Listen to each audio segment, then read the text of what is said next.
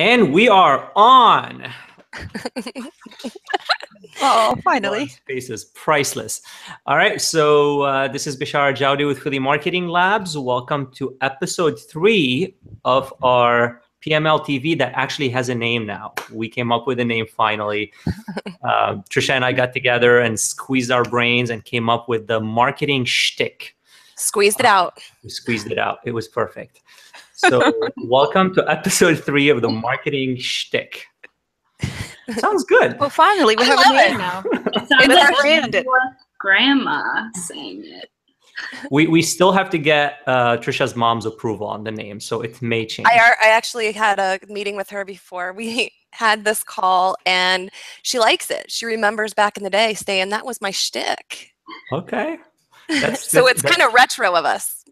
We're going to talk about brands and their target audience, and in that spirit, our target audience for this show is Trisha's mom. Only moms. Oh, Melanie. Right. Her name is Melanie. Okay. Melanie. So we're going to name our persona Melanie moving forward. All right. So Melanie, if you're watching, we have a great show for you today. I'm going to have to show her on my phone. I don't think she'll be able to navigate to it. So. Right. Well, speaking of moms, I worked with my mom to get her on Verizon Fios a couple of weeks ago, and Verizon now offers 1 gigabit connections in my area for like $60 a month. It's pretty amazing, right? It's a lot of money for cable, right? Well, that's just for the internet, and then TV on top of that. I think she added up to be about $120 a month. But this got me thinking. A lot of people are cord cutters now. So that's the word for people who cut out their TV and they just use streaming services like Netflix and HBO and that kind of thing. And it struck me a lot of people do that. So here in the room, ladies, so let's start with you, Julia. Do you have cable? No, I'm your definition of the cord cutter. Really? No cable? No.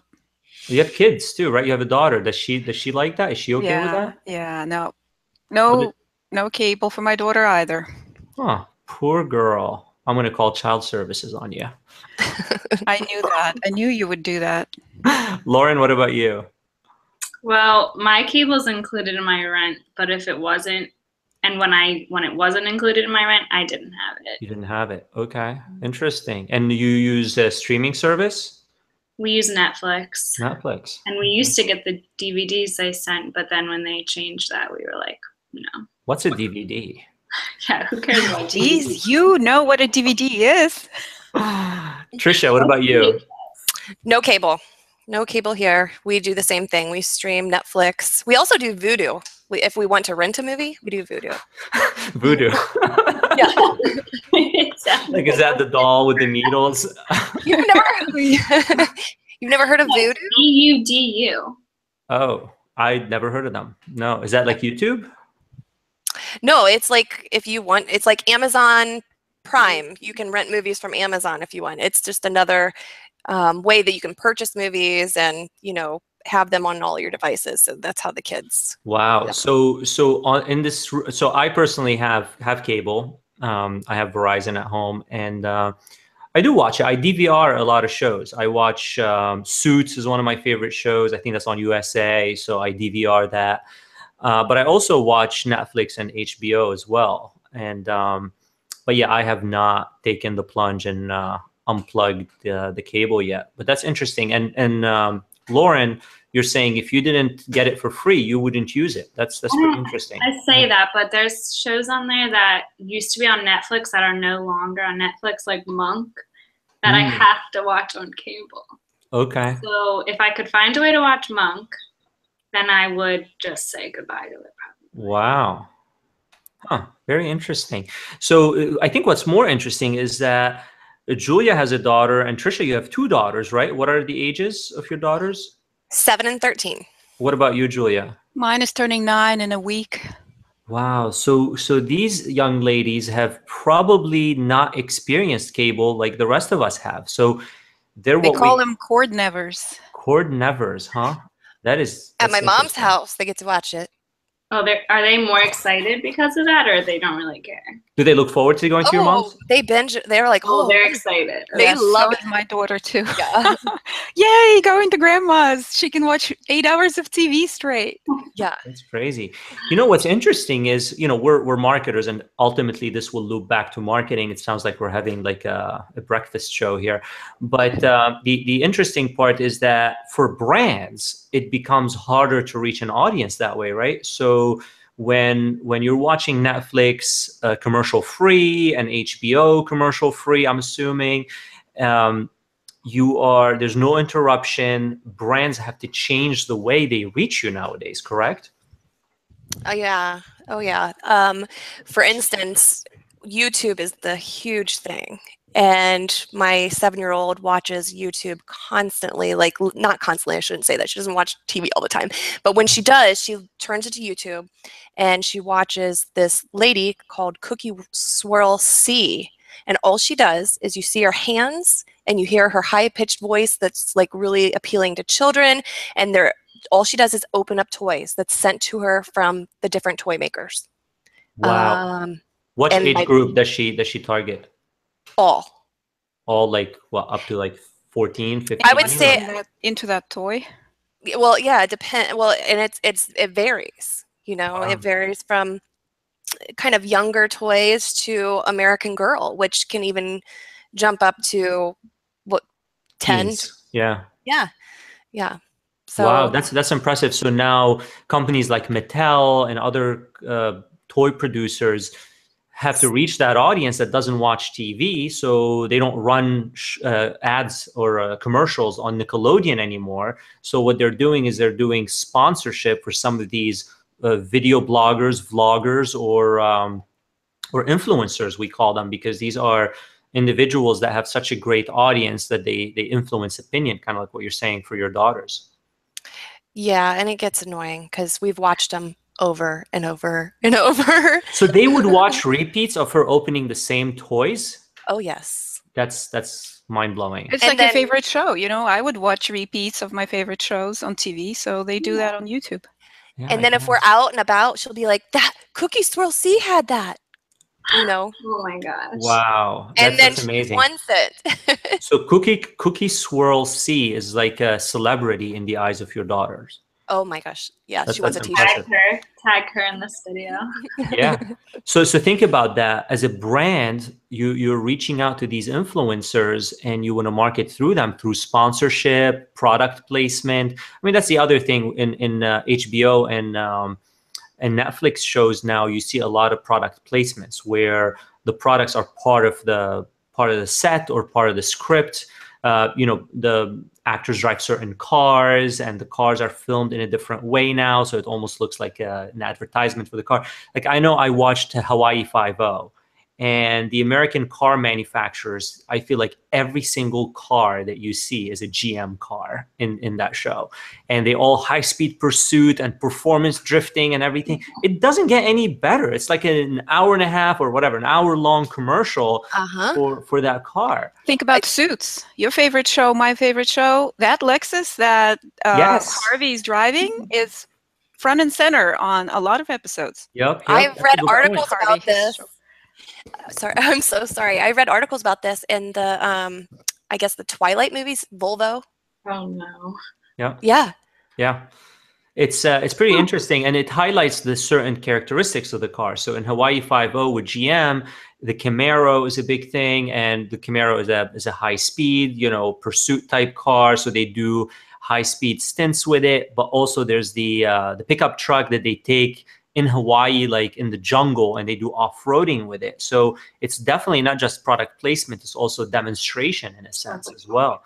So it's pretty impressive how brands are having to recalibrate so they can deliver a message in that kind of marketplace or ecosystem. Influencers themselves advertise on YouTube because their audience really lives on YouTube only. Yeah. Their core audience that they can truly make money off of, so to speak. So a lot of them really, that's how they start their channels and that's how they become big. Yeah. Even on Instagram, I mean, Instagram is shocking. I follow a lot of influencers on there, and some of them have millions of followers. There's this one, she's like an athlete slash workout coach slash model.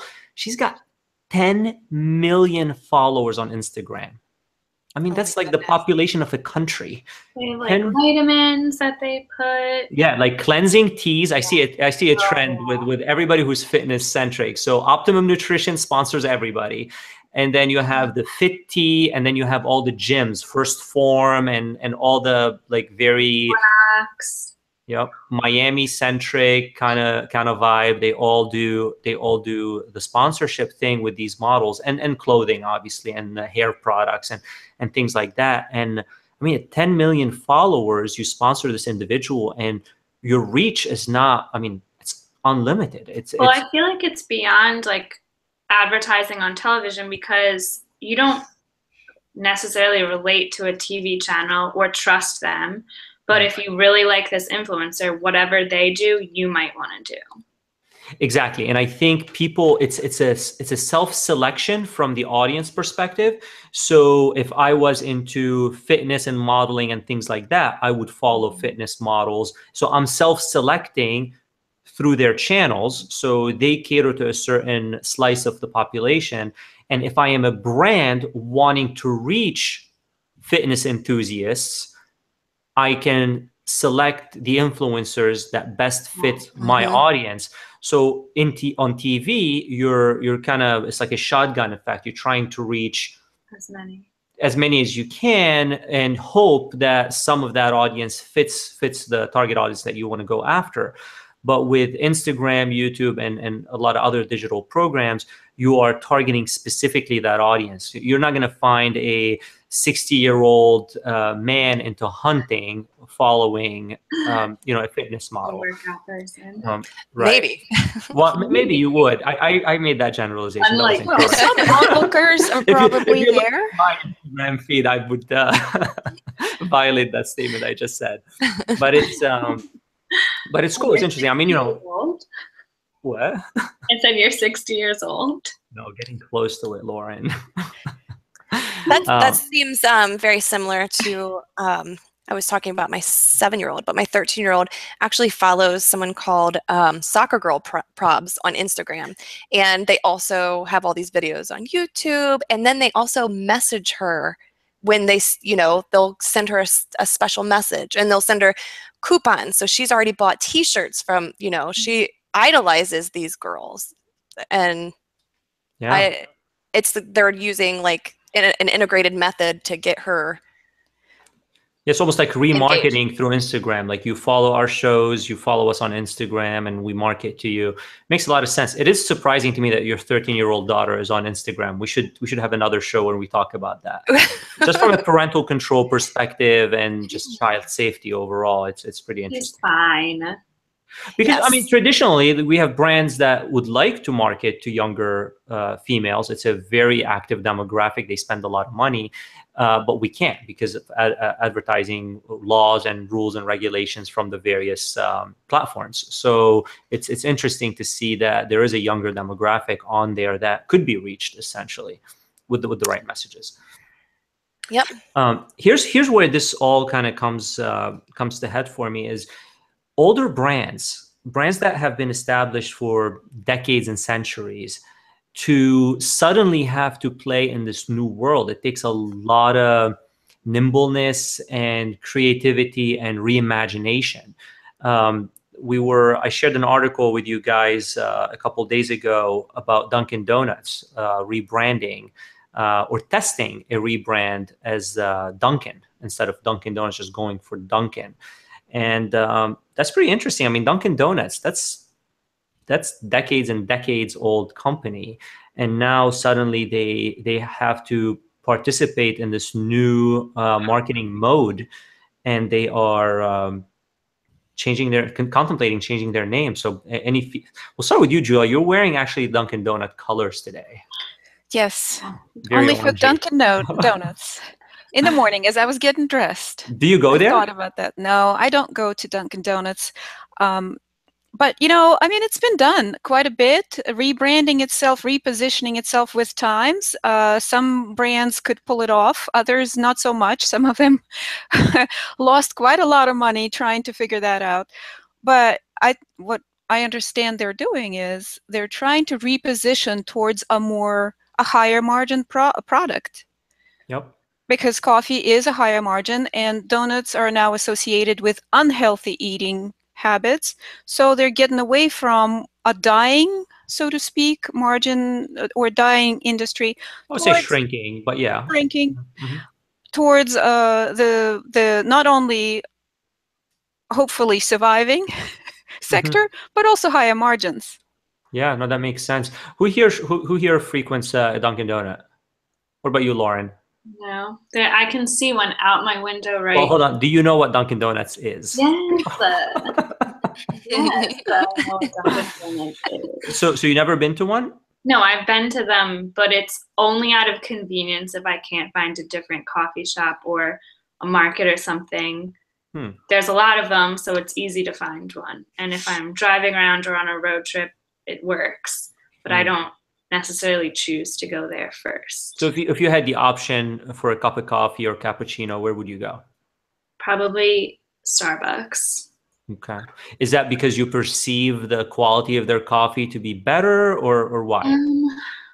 It's that, but it's also I just like going in there more than I like going into Dunkin' Donuts. It just resonates with you more? Yeah, the atmosphere. Okay. The people who are there. The Dunkin' Donuts across the street has like a group of kids who hang out outside all the time. So, okay. Interesting. So you live across the street from a Dunkin' Donuts and you very rarely go there. Interesting. What about you, Trisha?